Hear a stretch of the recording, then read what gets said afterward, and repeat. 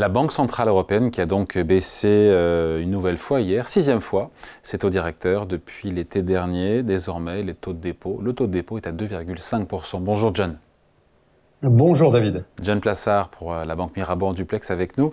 Depuis Genève, l'environnement est éminemment complexe et difficile pour la BCE qui navigue à vue. C'est le sentiment que j'ai eu en écoutant Christine Lagarde qui a quand même dit que la situation changeait radicalement d'un jour à l'autre. On le sait, les tensions évidemment avec les États-Unis sur la question de l'Ukraine et puis les investissements de réarmement massif attendus, annoncés par l'Europe, par les Allemands. La BCE, c'est la réalité, est dans le brouillard. Alors, vous savez qu'on a eu cette discussion plusieurs fois ensemble, David, et la BCE est dans le brouillard depuis 2021. Donc, on est dans une situation où hier, vous l'avez dit, le discours a quelque peu changé face aux interrogations qui sont indues par la mise en place potentielle de tarifs douaniers et puis évidemment le réarmement, on peut en parler après, et la réindustrialisation de l'Allemagne. Mais j'ai pas l'impression, très sincèrement, que Christine Lagarde a changé quoi que ce soit, parce que si, comme vous l'avez dit très justement, la BCE navigue à vue, lors de la précédente réunion de la Banque centrale européenne, elle naviguait aussi à vue, et depuis 2022, elle navigue à vue aussi. Pourquoi? Tout simplement parce qu'à chaque réunion, la Banque centrale européenne dit qu'elle sera data dependent. Qu'est-ce que ça veut dire? Ça veut dire que c'est les prochaines statistiques, celles qui vont être publiées dans une semaine, 2 semaines, 3 semaines, qui vont déterminer si elle va continuer à baisser ses taux. Mais là, pardon ou John, si elle va mais c'est pas qu'une question évidemment de data et de chiffres. On voit bien que l'environnement est dingue. Je veux dire, entre Trump qui met des taxes pour les suspendre pendant un mois, encore une fois, l'évolution, qui pouvait imaginer que l'Allemagne changerait? C'était dans les tuyaux, mais avec une telle ampleur, 900 milliards d'euros d'investissement en Allemagne sur les infrastructures, sur la défense, ce plan européen, même s'il n'est pas vraiment à 800 milliards pour la défense européenne. Voilà, tout ça, c'est un contexte, ce sont des événements qui n'étaient pas prévisibles. Tout à fait, mais alors pourquoi est-ce qu'on baisse les taux, David? C'est ça la question. La question, c'est que si on est, et vous avez tout à fait raison, on est dans une situation d'un choc. On en avait parlé ensemble, ce fameux wake-up call européen qui sera induit par l'Allemagne avec potentiellement le desserrage, je ne sais pas si on dit ça comme ça, du frein à main, du frein à l'endettement allemand, la mise en place d'un fonds spécial de 500 milliards d'euros. En Europe, une mobilisation massive de plus de 800 milliards d'euros. Donc vous avez tout à fait raison. Mais alors pourquoi est-ce qu'on baisse les taux? C'est ça la question. Si on navigue à vue, c'est la question exacte qu'on a, et c'est les banquiers centraux qui doivent se dire que si l'avenir est tellement dans l'incertitude et potentiellement tout ce qu'on est en train de mettre en place, si c'est mis en place en Europe, va être ultra inflationniste et aussi les tarifs douaniers, pourquoi est-ce qu'on baisse les taux?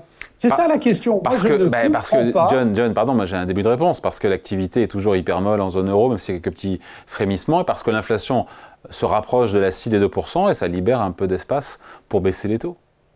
Oui, alors vous avez raison, mais aujourd'hui, les nouvelles prévisions qui ont été données de la part de Christine Lagarde sont quand même de 2,3% cette année. Alors on arrive plus ou moins l'année prochaine à 2%, donc on n'y est toujours pas. On est sur ce qu'on avait appelé le dernier kilomètre, le dernier mile de l'inflation. Donc d'une part, cette année, si on se fie aux prévisions de la BCE, on sera à 2,3%. Donc, on n'est pas encore à 2%.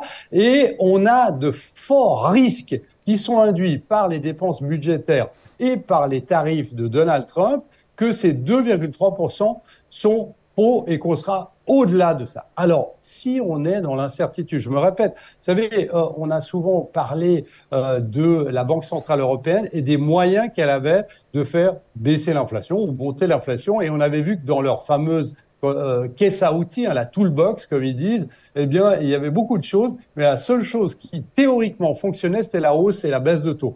Donc, si vous tirez une fois avec des cartouches à vide, je dirais, en baissant les taux et en se disant que oui, effectivement, on baisse les taux, mais c'est plutôt pour relancer la croissance allemande, qui devrait potentiellement être positif cette année pour la première fois depuis le Covid.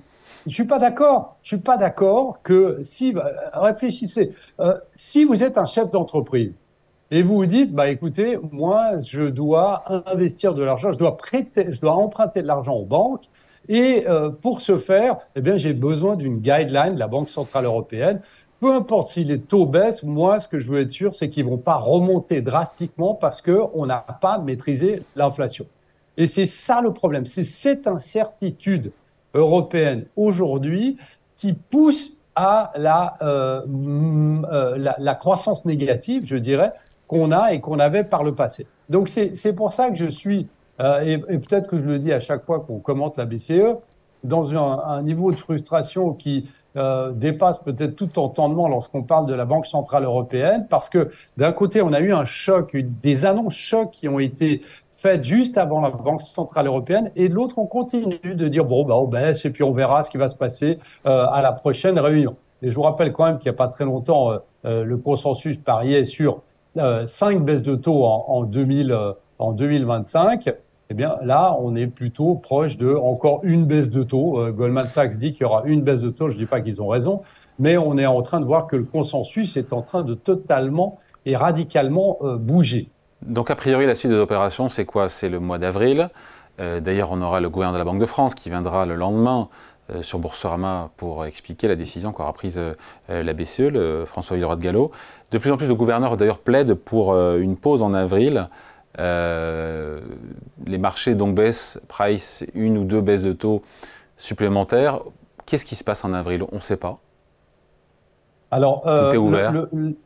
Il y a plusieurs questions. C'est-à-dire que toutes les annonces qui ont été faites en Allemagne et dans l'Union européenne, est-ce qu'on va avoir une avancée là-dessus? Ça, c'est de l'espoir, hein, bien évidemment, toujours qui est mis en place. L'espoir de réindustrialiser, comme on a dit, l'Europe, l'espoir d'avoir une défense à nous, entre guillemets, pas devoir de dépendre d'un pays, en l'occurrence les États-Unis.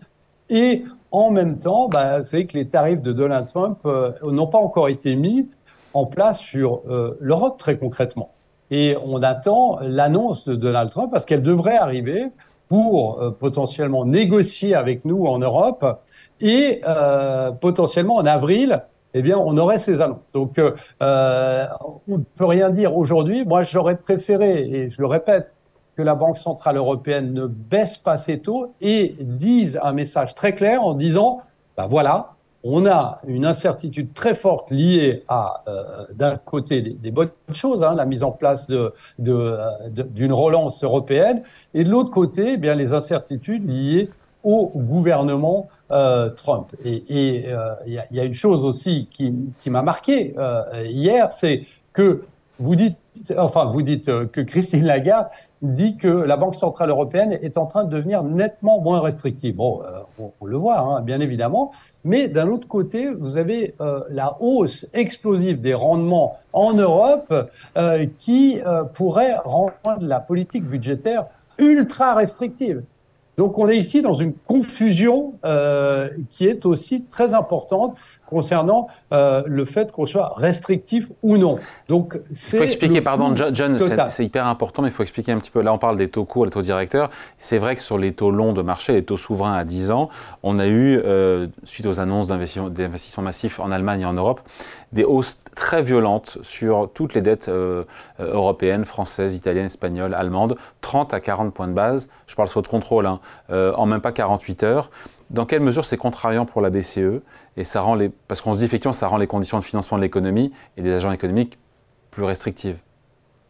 Oui, parce que normalement les taux d'intérêt, en fait, lorsqu'on les baisse ou les monte, ont un impact sur les taux longs. Et on se souvient que notamment durant la crise du Covid, la BCE avait tout fait pour que les taux longs à 10 ans ne progressent pas trop parce que c'est un impact sur les taux hypothécaires, c'est un impact sur les taux d'emprunt, etc. D'une entreprise. Et on a vu, comme vous l'avez dit, lors de l'annonce allemande, le rendement du Bund allemand progressait de la manière la plus importante depuis la chute du mur de Berlin. C'est-à-dire que les obligations fortement baissé, mais les rendements ont augmenté parce qu'on imagine qu'il va falloir emprunter plus pour, évidemment, ce programme. Donc ici, cette hausse ultra-violente sur le 10 ans allemand, le 10 ans français et européen est quelque chose que la Banque centrale européenne ne veut absolument pas parce que normalement, c'est ce rendement qu'elle tente de maîtriser parce qu'il a un impact sur nous et sur les entreprises. Et là, donc, on est dans une confusion totale parce qu'on baisse les taux. Et quand vous baissez les taux, évidemment, ça ne va pas dans le sens du rendement du 10 ans qu'on a eu avant-hier. Et donc, ici, on est dans une confusion totale. Et donc, c'est pour ça, je répète, que j'aurais préféré qu'on se focalise sur l'inflation, qu'on se focalise sur les incertitudes, plus que d'essayer de relancer la croissance allemande. Parce que c'est ça la réalité, c'est qu'on veut essayer de relancer la croissance allemande. Et c'est pas le mandat de la Banque centrale européenne. Le mandat de la Banque centrale européenne, c'est la stabilité des prix. Et s'il n'y a pas de stabilité des prix à cause de Trump, à cause des relances européennes, eh bien, la Banque centrale européenne n'est pas dans son mandat. Pardon, John, mais si là, dans les prochains jours, Donald Trump annonce 25% de droits de douane sur l'Europe et qu'on n'a pas trouvé de négociation d'ici à la prochaine réunion de la BCE, donc le 17 avril, ou le 18, je ne sais plus, enfin mi-avril, il se passe quoi pour la BCE? Qu'est-ce qu'elle fait? Elle baisse ses taux? Elle fait rien? Elle attend? Non, elle ne fait rien et vous allez même voir à un moment des anticipations de hausse de taux avant la fin de l'année, ce qui serait dramatique pour les marchés parce qu'on anticiperait évidemment un resserrement immédiat alors que la ligne, même si elle était à court terme, hein, la ligne de conduite était plutôt vers la baisse de taux. Et donc ici, ce serait une confusion totale et si c'était le cas, ce serait très très mauvais pour les marchés, très très mauvais pour l'Eurostoxx 50 ou 600, peu importe, qui a tellement bien fonctionné depuis le début de l'année dans l'espoir qu'on se réveille en Europe, etc., au niveau économique. Donc si M. Trump devait mettre des taxes et qu'il n'y aurait pas de négociation, comme vous l'avez dit, ce serait très très négatif pour les marchés. Et donc, pardon d'être court-termiste, mais sur la réunion BCE du mois d'avril, s'il faut prendre une position, une conjecture, émettre une conjecture, ouais. La pause, c'est le scénario plus... Oui, tout à fait. La pause est rien d'autre parce que, selon moi, la Banque centrale européenne a fait une erreur avant-hier. Donc, c'est une pause qu'il faut faire pour attendre qu'on ait un tout petit peu plus de clarté. Parce que vous l'avez dit en introduction, la Banque centrale européenne qui était déjà dans le flou avant est encore plus dans le flou. Donc, évidemment, il faut une pause, c'est sûr, et attendre que la poussière retombe, je ne sais pas si on dit ça comme ça, ou d'avoir un peu plus de clarté sur les volontés de l'Allemagne et de l'Union européenne, et de l'autre côté, eh bien, sur les volontés de M. Trump, qui est totalement imprévisible. Allez, merci beaucoup. Explication, point de vue signé John Plassard pour la Banque Mirabeau en duplex avec nous depuis Genève. Merci John, bonne journée. Très bonne journée. Salut.